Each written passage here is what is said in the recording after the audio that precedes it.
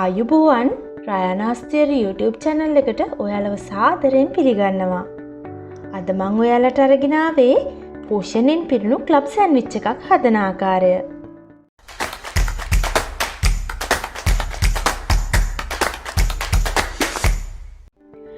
උදෙන්ම කලබලේ ඉස්කෝලේ යන පොඩ්ඩන්ට ඉක්මනින්ම හදලා දෙන්න පුළුවන් හරිම රසවත් වගේම වර්ණවත් ආහාරයක් තමයි ක්ලබ් සෑන්ඩ්විච්. අපේ YouTube channel එක subscribe කරලා පහලින් තියෙන bell icon එක click කරන්න. මුලින්ම මම හොඳින් තම්බාගත් බිත්තරයක් අරගෙන පොඩියට කොටු හැඩයට මෙන්න මේ ආකාරයට කපා ගන්නවා.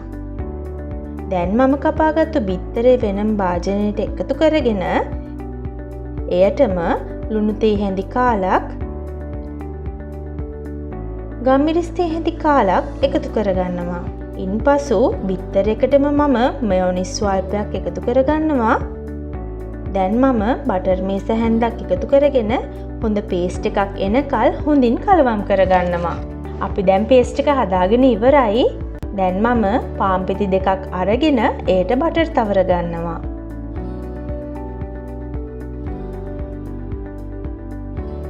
පාන් පිටි දෙක මැද්දෙන් කලින් පොඩ්ඩක් ෆ්‍රයි කරගෙන තියාගත්තු හැම් ස්ලයිස් එක මන් තියාගන්නවා. නැවතත් එම පාන් පෙත්ත උඩින් බටර් තවරලා චීස් ස්ලයිස් එකක් තියාගෙන එයටම උඩින් බටර් තවරගත්තු පාන් පෙත්තක් තියාගන්නවා. ඒ පාන් පෙත්තරත් බටර් තවරගෙන සලාද කොළ කිහිපයක් තියලා අපි කලින් හදාගත්තු බිත්තර පේස්ට් එක සලාද කොලේ උඩින් මෙන්න මේ ආකාරයට තවර ගන්නවා. තවත් පාන් පෙත්තකට බටර් ගාලා සලාද කොලේ බිත්තර පේස්ට් එක උඩින් මම මේ පාන් පෙත්ත තියාගෙන අපේ සෑන්ඩ්විච් එක ෆිනිෂ් කරනවා. අමුත් එක්ක සංග්‍රහ කරන්න නම් මෙන්න මේ ආකාරයට පාන් පෙති වල වාටි ටික කපාගෙන සංග්‍රහ කරන්න. හරිම ලස්සනයි නේද අපේ ක්ලබ් සෑන්ඩ්විච් එක?